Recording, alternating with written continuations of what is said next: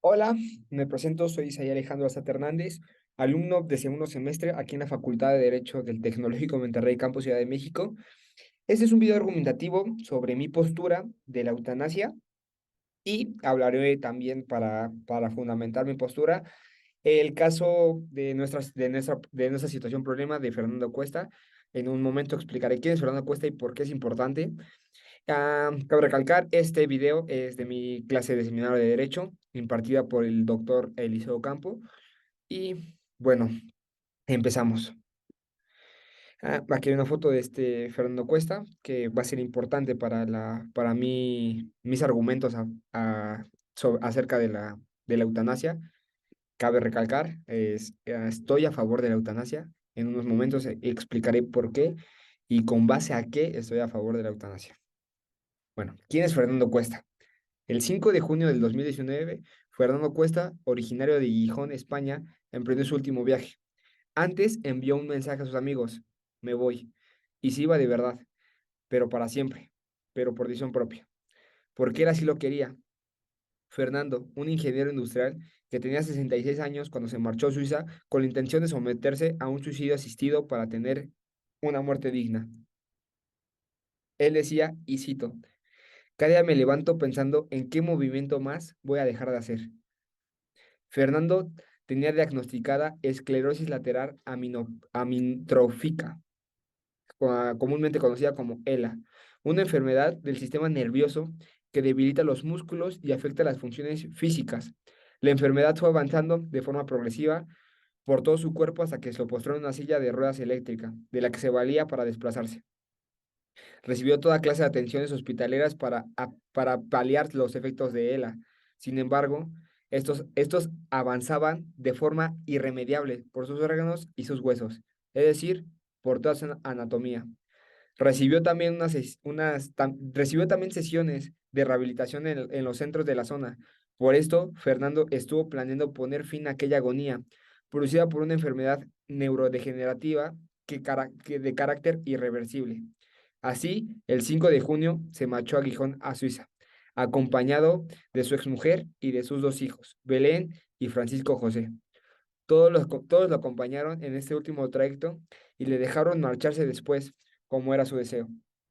Bueno, cabe recalcar, él se tuvo que ir de su natal España. Él quería morir en España, él deseaba morir en España, pero cuando él fue uno de los últimos, o él fue de las últimas personas que les fue negada la eutanasia en España. Después de él ya se aprobó la ley de la eutanasia y suicidio asistido en su país natal, pero aún así, a pesar de que no estaba regulado el suicidio ni la eutanasia en su país, él encontró la manera de ir a otro país y así aplicarse el suicidio asistido porque era su deseo. Lo que la ley no estuviese a favor o no estuviese regulada en su país natal, no lo detuvo a nada. Y les, les pondré un video. El video es por parte del país, lo pueden encontrar en YouTube. Quiero ponerlo para ponerlos más en contexto, que sepan quién es Fernando Cuesta, por qué deseaba esto, y vean lo que una persona que está pidiendo la eutanasia y que está pidiendo el suicidio asistido, o que está pidiendo el suicidio asistido, desea, y más importante, el por qué lo desea. Entonces pondré el video. Cada día me levanto pensando en qué movimiento más voy a dejar de hacer. La mano derecha ya está teniendo bastantes problemas. La izquierda es totalmente imposible que la mueva. Como la evolución ya me dicen de qué es esa y que sería lo normal, sería incluso una muerte por asfixia, pues he decidido evidentemente que no quiero llevar ese tipo de vida hasta el final. Fernando nos concedió esta entrevista en Gijón en mayo. Menos de 2 semanas después, moría en Suiza por suicidio asistido. Sufría una enfermedad neurodegenerativa que le había dejado sin autonomía y sin esperanza. Un mes después, su familia nos recibió en Madrid. Mi padre siempre ha sido una persona de decisiones fuertes y claras.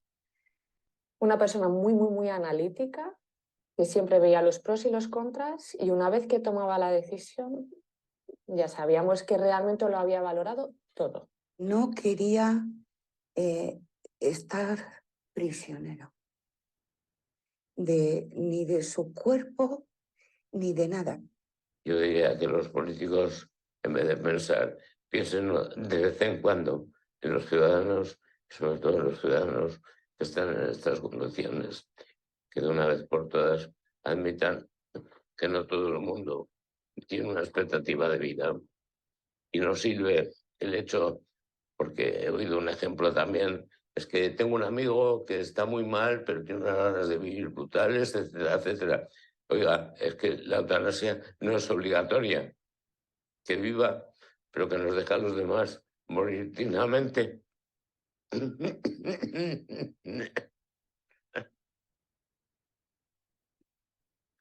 Bueno, antes de continuar, que nada más quiero reiterar que el video lo pongo con todo el respeto, es una persona que hoy en día ya falleció y es un caso impactante, ya que me parece increíble que no, que las leyes españolas hasta el año 2019 hayan permitido que personas como Fernando Cuesta, porque con Fernando Cuesta hubo millones de personas antes que él, o miles de personas antes que él, que se les fue negada el suicidio asistido o la eutanasia, el derecho, en la vida no debe de ser una obligación, debería de ser un derecho. Y al no permitir que tú quieras morir, porque sí, puedes suicidarte, pero pues hay personas como Fernando Cuesta que lo que querían era que el derecho, que el Estado les diera esa libertad y que pudiesen hacerlo de forma digna, una muerte digna. Entonces, nada más reiterando, es con todo el respeto poner este video, solamente lo pongo para que les dé un mayor contexto de quién es Fernando Cuesta. Y ahora bien. Ah, antes de empezar a dar mis argumentos, daré unas definiciones de qué es la eutanasia y qué es el suicidio asistido. Son dos cosas diferentes. Entonces, ¿qué es la eutanasia? En la eutanasia, un médico o un profesional de la salud administra una sustancia letal al paciente para provocar su muerte, por lo que se considera que es una muerte provocada por otra persona. ¿Qué es el suicidio asistido? El suicidio asistido, por otro lado, es el acto de ayudar a una persona a morir cuando ha provocado la decisión de acabar con su vida debido a una enfermedad o dolencia terminal, pero es capaz de realizar por sí misma los actos necesarios para acabar con su vida. ¿Quién aplica el suicidio asistido?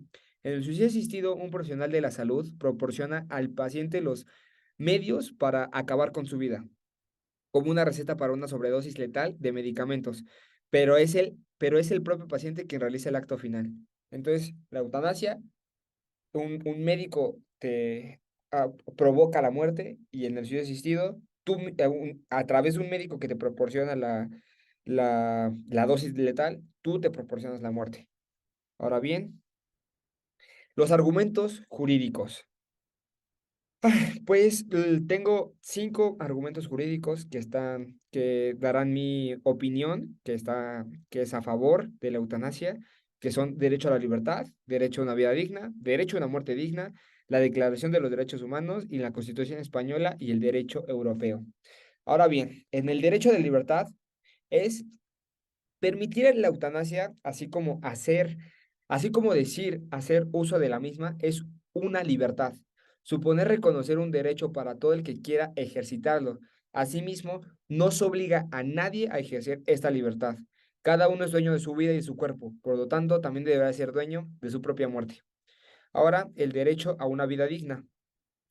El derecho a su propia muerte, sé que son casos es un caso subjetivo, ya que pues muchas veces un paro cardíaco fulminante, un accidente automovilístico, pues no está en tus manos en tu muerte en realidad, pero cuando hay una enfermedad degenerativa que te está impidiendo hacer cada día más cosas y como tal no hay un dolor físico, pero sí hay un dolor moral, pues sí podrías tener tu acceso a tu muerte. Es a lo que me refiero.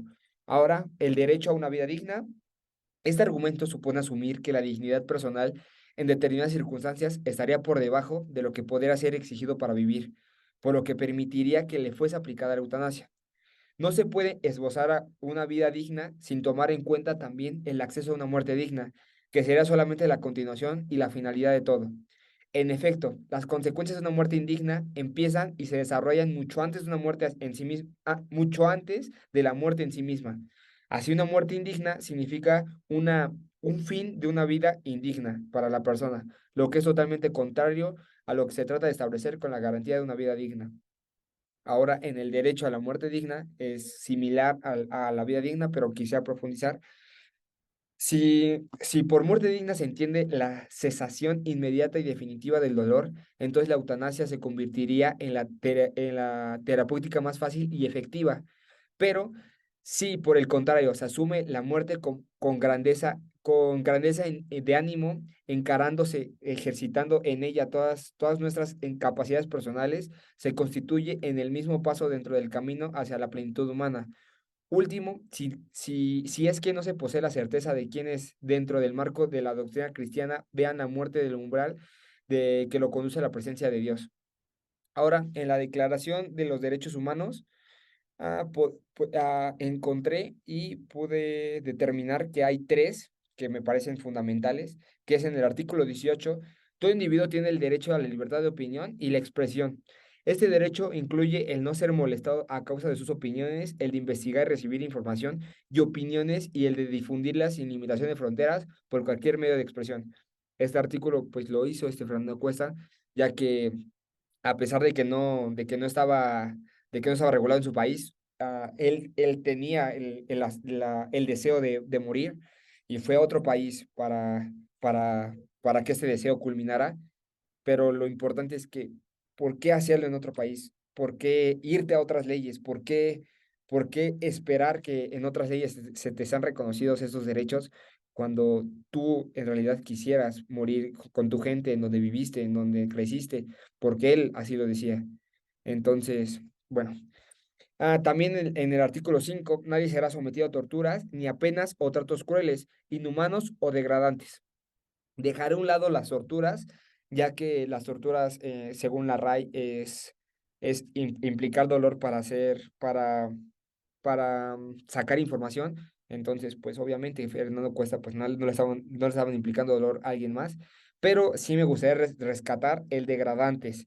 El degradante, Fernando Cuesta dice muchísimas veces en sus declaraciones que él estaba atado a su cuerpo, él estaba atado a su cadáver, que él cuando empieza a tener esto, pues esta degeneración por parte de la enfermedad, pues deja de ser independiente, y el hecho de ni poder ir al baño solo, pues era algo degradante para él, para su persona.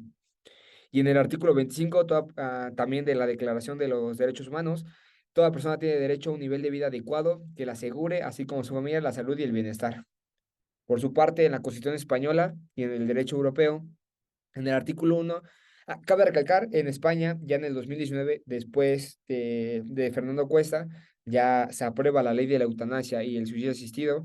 Estos artículos, algunos son antes de la promulgación, y nada más me gustaría rescatar algunos para que diéramos contexto del antes de que se aprobara.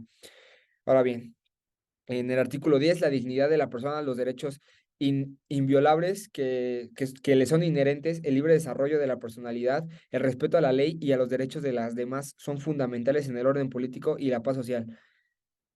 Esto también está aquí en la Constitución mexicana, de los derechos inviolables, que son las leyes, el libre desarrollo de la personalidad. Es importante rescatar esto tanto en el marco jurídico español como en el marco jurídico mexicano, ya que muchas personas, al momento de tener una esclerosis degenerativa o tener complicaciones que te van impidiendo cada día ser tú, porque el hecho de que cabe recalcar, no por tener una enfermedad eres menos persona, o no por tener una enfermedad eres menos ser humano. No estoy diciendo eso. Sin embargo, es importante rescatar que muchos de los casos donde tienen ya incapacidades de moverse, incapacidades de hacer cosas autónomas, pues muchas de las personas como Fernando Cuesta, dejaré de ser ambiguo, voy a tomar el caso de Fernando Cuesta. Él dice que depender de una silla de ruedas, el depender de una persona que te está ayudando para ir al baño, pues dejas él que era una persona activa, una persona curiosa, una persona que estaba haciendo, que pues, tenía un trabajo, tenía una vida, el hecho de tener una enfermedad degenerativa, pues dejas de tener una libre expresión del desarrollo de la personalidad. Entonces, nada más para reiterar, no tener una enfermedad degenerativa, tener una enfermedad que te que hace que tengas menos capacidades físicas que los demás, no significa que dejes de ser persona, no significa que tienes menos derecho a otras personas. Como todo en el derecho, hay matices, hay personas que tienen una enfermedad degenerativa quisieran vivir, pero hay otras que no, porque ellos piensan o ellos sienten que dejan de ser ellos y que únicamente están prolongando una vida que ya no quieren vivir. Entonces, ahora bien, en el artículo 18 español se garantiza el derecho al honor, a la intimidad personal y familiar y la propia imagen. En el artículo 4 es también habla sobre también en la Carta de los Derechos Fundamentales de la Unión Europea, nadie podrá ser sometido a tortura, ni a penas o tratos inhumanos o degradantes. En virtud del apartado 3, en el artículo 52 de la Carta, tiene pues en mismo sentido y el alcance de su mismo artículo. Eh, como pueden ver, voy a hablar más sobre en el ámbito europeo, ya que en México pues quedan años ni se ha discutido en la Cámara de Diputados ni en la de Senadores sobre una ley de la eutanasia. Ya estamos un poco encaminándonos hacia allá, ya está legislada la ley de muerte anticipada, la cual implica que tú firmas y cuando tienes no sé, algún accidente o algo que te quieran entubar o hacer que prolongar tu vida con máquinas externas a ti, pues tú tienes el derecho de decir que no quieres eso. Entonces, vamos encaminados ya para allá, pero hablaré un poco más de España, ya que ya hay una legislación que habla sobre la eutanasia y el suicidio asistido, y pues por eso estoy hablando más de Europa. Ahora, en argumentos éticos y morales, hablaré más sobre los médicos ahora, porque pues es algo que, pues en realidad, si en México se aprueba una ley de la eutanasia, pues los doctores son los que van a provocar esta muerte. Entonces, esta muerte que obviamente no porque ellos quieran, sino porque el paciente desea morir, entonces hablaré más sobre los médicos. No se le obliga al médico a llevar a cabo una acción que va en contra de sus principios. El médico decidirá bajo su propia moral si accede a practicar esta acción o se declina a realizar el procedimiento. Hay un caso que mencionaré de Ramón San Pedro, fue de los primeros españoles que habló sobre la eutanasia, pero pues en su tiempo no había ninguna legislación que hablara sobre la muerte, sobre el suicidio y que el Estado te aplicara la muerte. Entonces, estaba mucho tiempo desfasado de su historia este Ramón San Pedro, pero pues lo mencionaré con el ejemplo de Ramón San Pedro, que la prohibición del suicidio asistido y de la eutanasia no impidió la muerte del poeta. Si esta ley hubiera existido, solo había permitido a este hombre de morir en la dignidad, sin tener que esconderse y usar sus últimos momentos para organizar una estrategia de lo que llevaría a su muerte. Cabe recalcar, este caso pues también fue brutal. Él no tenía una enfermedad degenerativa, él sufrió una caída al mar se quedó cuadrapléjico y como aquí lo menciono, pues no el hecho de que no hubiera una legislación no impidió el suicidio. Al final, él tomó cianuro y se provocó la muerte. Repito, son cosas que dolorosas. Sé que al final son personas que hoy difuntas y cuando toco esos temas lo hago con todo el respeto. Cada día me levanto. Esto es lo que decía Fernando Cuesta, que lo vimos en el video ya también. En argumentos filosóficos, Karl Popper, un filósofo, sostiene que la naturaleza consiste en hechos y regularidades, y no en sí mismo ni lo moral ni inmoral. Como seres humanos, nosotros imponemos nuestros estándares para que las leyes sean cerdas. Es por lo mismo que lo introducimos a este aspecto de la moralidad en el mundo natural. por lo que la decisión es de obligar a las personas a permanecer en la vida y morir naturalmente, aunque el dolor que esto supone contradice el hecho de proveer una vida digna. En argumentos filosóficos, porque aunque ya estamos en el siglo XX, ya estamos muy adelantados, pues en México y en España, pues la iglesia sigue siendo un papel fundamental y pues a pesar de que no queramos, muchas veces las leyes están basadas en argumentos religiosos. Y ahora bien, una de las condiciones principales a un Estado de derecho democrático y justo es la separación de la religión y del Estado. Así, nunca la religión debería influir en la legislación de la eutanasia y o el suicidio asistido. En el artículo 16 de la Constitución española, ninguna confesión tendrá carácter estatal. Los poderes públicos tendrán en cuenta las creencias religiosas de la sociedad española y mantendrá las consiguientes relaciones de cooperación con la Iglesia Católica y las demás confesiones. Es decir, no, para un Estado de derecho democrático no debe de haber alguna legislación que implique a la Iglesia. De estas dos deben estar separadas, obviamente respetando cada una las creencias religiosas, pero separadas. Ahora, el valor de la dignidad. Esto lo dejé separado, siento que es un argumento muy importante y por eso lo separé. Ahora, la esencia de la dignidad. La esencia de la dignidad es la autonomía, es decir, la capacidad de decidir sobre uno mismo, por lo que obligar a la gente a morir en condiciones inhumanas de un sufrimiento prolongado provocado por un accidente sin una solución o una enfermedad que terminará igualmente a una muerte no se considera digno. La vida humana es tanto más digna cuando se tiene una total plenitud de la salud. El dolor y la enfermedad incurable es un deterioro de la misma. Según el artículo 2 del Convenio Europeo de Derechos Humanos, uno tiene el derecho a la vida. Sin embargo, en el artículo 3 del mismo, se habla sobre que nadie podrá ser sometido a una tortura ni a penas o tratos inhumanos o degradantes, considerando una enfermedad como una tortura o un calvario para el que lo padezca, y sepa que no tiene esperanza de una recuperación, teniendo también un daño psicológico. Debemos oponernos a que se le aplique la eutanasia y consiga una muerte por si así decirlo, que sea feliz el que pida la eutanasia. Ahora, tener derecho a la vida no debe entenderse como un tener derecho a la simple existencia, sino como el derecho a existir a una calidad de vida digna.